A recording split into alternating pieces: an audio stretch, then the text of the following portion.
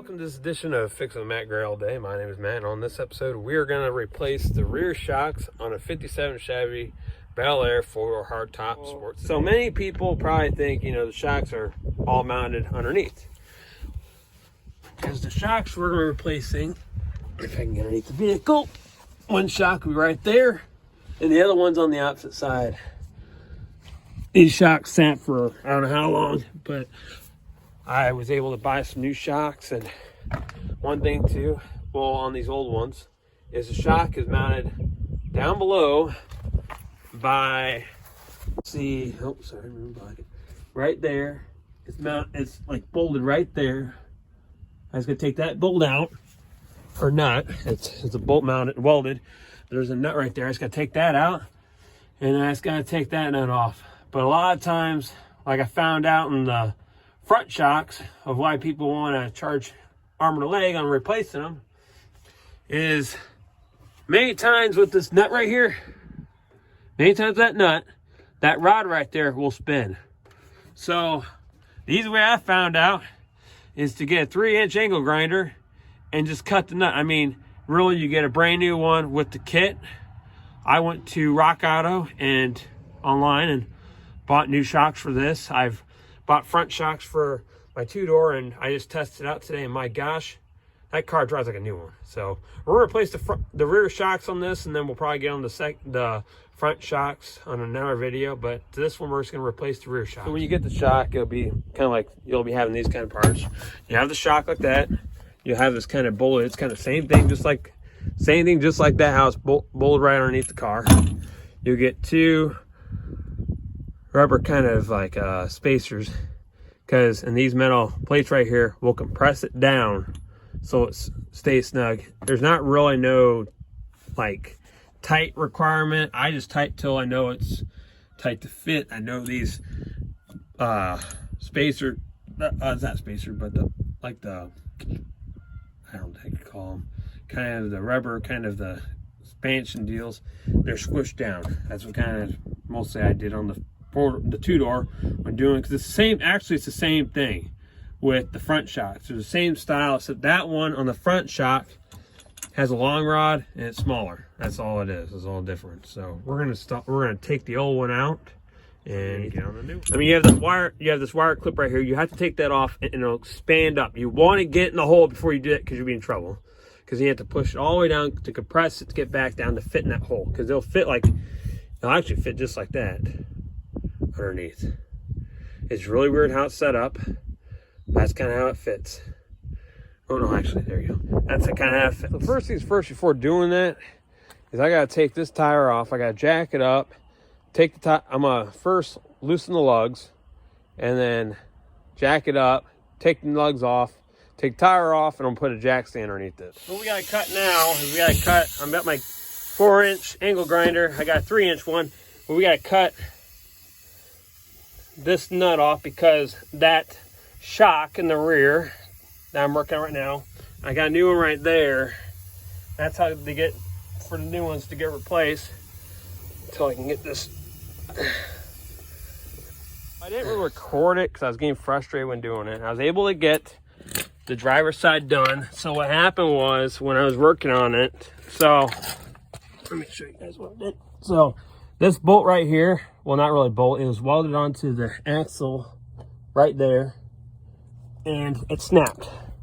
So I went and bought some grade 8 coarse bolts, and I just put I just drilled a hole right through it and put a locking washer on by the head of the bolt, and then put 2 washers, and I put the shock on there, and I'll probably show you guys, because I'm going to do the passenger side right now, and I'll show you guys what I did. I have a TV blaster sitting on it, but underneath here, I took the passenger side tire off, and that's where I'm at. I got the jack stand right underneath the axle. There's the new one way over there that I did recently. This is the old one, and I'm trying to get that bolt off. I could heat it up, but I might say, fool with it. I might just get the impact, snap it off, drill a hole, and just put a coarse grade 8 bolt right through it. I put a locking washer on the opposite side with the washer and a nut. works good. So that's where I'm gonna be at. So yep.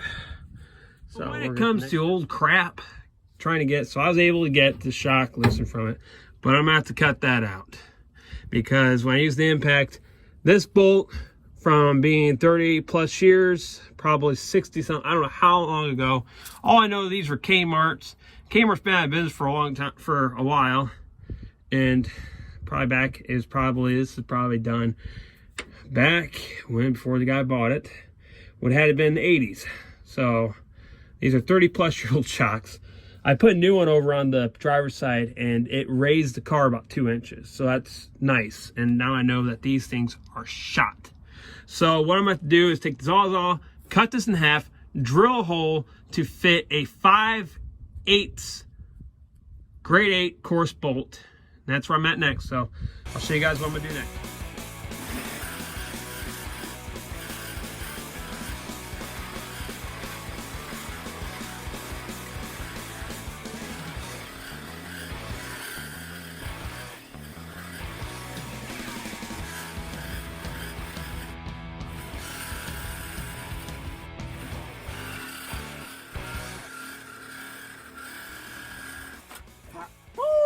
We got that, baby. We got popped off. It's probably hotter than summer. Woo-wee! See, what you do when doing this is I've been cutting the nuts off.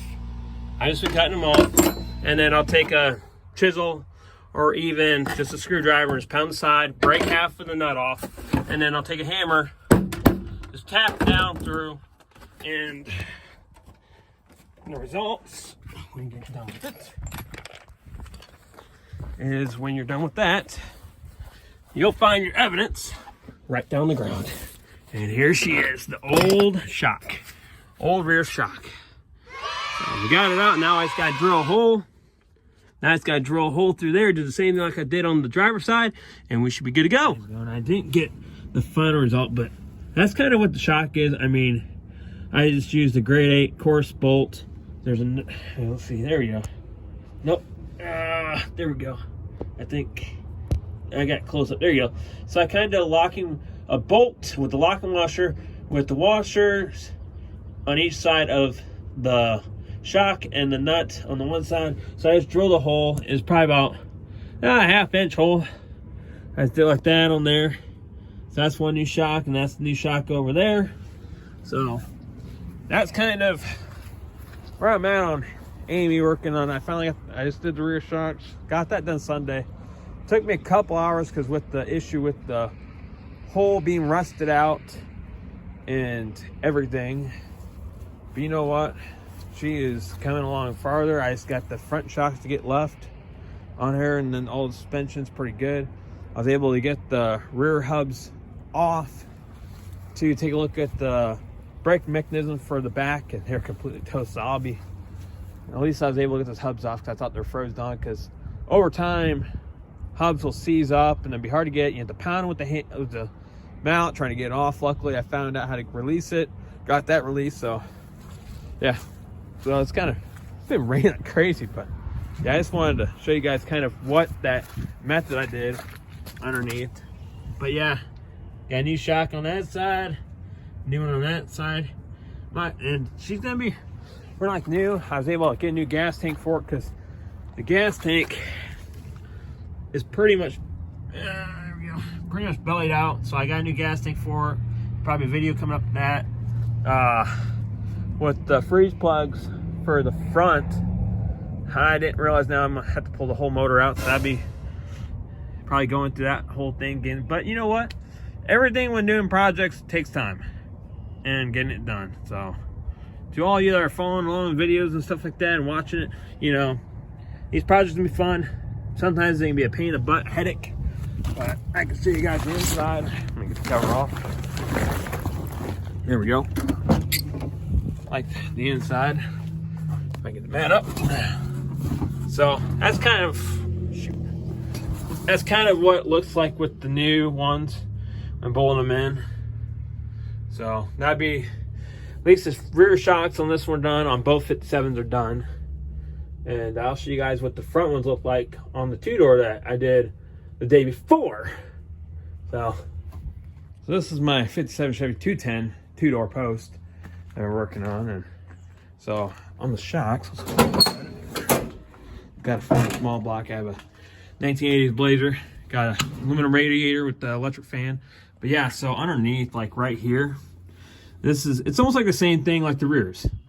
You know, you got that front where you're bolted to the control arms. It's the lower one. Yeah, it's bolted the lower one, lower control arm. You got one on that side, and then you have one on this side right here. So what I did is, because I had it all together, and that's what I was talking about, I kind of used the 3-inch angle grinder. So really for when cutting those off, I was kind of talking about that 3-inch angle grinder, die grinder, 3-inch, little cutting wheel on the end. And I just kind of went right there, kind of cut the sides of the nut like I was talking about for the front. I just moved that wire and all that stuff out of the way. But mostly you want everything clear out of the way when doing it. And I kind of cut it, and it just kind of heated up, fell right through the hole. But mostly that's what it is, because you'll have, when setting it up like I was talking about with those two kind of fittings that compress, you'll have one underneath your, you'll have one underneath one piece of metal and the one on the top, and both of them will compress. So mostly it'll be expand, but when you tighten that bolt with the shock, it'll compress smaller and smaller. And you just want it kind of like squished, like how it was on the picture of I showed for the rear shock, even like the front shocks too. Most of the front shocks, people think they're difficult because it's right between the coil, right in the middle of the coil. So there'll be a video about the front one, but I can explain how to do it. So these are really simple. So mostly you'll have a bolt right there and a bolt on the opposite side. And when you cut, you can do it either way. You can do it. You can do loosen those bolts and then cut that bolt on top, or you can cut the bolt first and then loosen those bolts. So the only reason why I'm waiting on for the front, for the 4-door, why I can't do the fronts, is the new hardware, because the nuts are completely rusted. So I bought new hardware for that. So most that's the same way on this side too. You got the coil also as well. It's got in the middle. So yeah, so that's kind of what it is, because I know I was talking about fronts and rears. I'll probably post a video about how I'm doing it on the 4-door, but just want to give you guys a view on any Tri-5 from, or not really Tri-5, really it's any vehicle from 1957 all the way to 1972. They did that with the shocks. From a buddy of mine named Howard, he's restored over 300 Tri-5s. He kind of told me all about that, because I didn't know nothing about the shocks, because I thought, oh, I got to take the coil out and all. He said, no. He said, you can just drop it between them. I'm like, really? He's like, yeah. So, yeah. So, I'll probably have a video about the 2-door 2 to explain more about this car, because a lot of people always ask me, about different projects or different things, and this car's done. I mean, I just cruise around this car. I take it all over the place. Me and Sally, my 50s waitress diner, car hop, she and I usually go here and there, and we just cruise around. I bring her along when going to car shows or even cruising, just to kind of reflect on the past, when car hops were around, because nobody really sees them with roller skates. So here's a picture of her to kind of show you guys what 50s car hop looks like if you're not into the 50s. But yeah, so.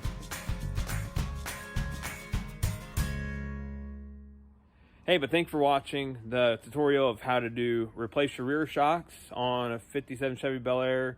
It's about the same thing on a lot of different classic vehicles, even the 57 Chevy 2-door, 210. But really, that was different. It was mostly, that one had a Oldsmobile 442 rear end, so it was kind of different. So it's a new experience. I've never done rear shocks like that before on the tutorial, so I hope it helps other people out that have an old car that, I never replaced rear shocks, and holy cow, I got the same thing. I got where it's bolted through the trunk. It's got that bolted down there by the rear differential axle to up to the trunk. So hey, hopefully it gives you guys clues if you're ever in that kind of issue, or if I ever watch this video again, if I forget how to do it and I ever get in our car and it's the same thing, hey, I'll know how to do it. So hey, but thank you to all those people that watch, and even so many people that, give me tips and stuff like that. I always appreciate those people. I always comment too. And, but hey, like, subscribe, comment below. And to all you have been watching these videos, I appreciate it, and you know too. So thanks for watching, and have a great day.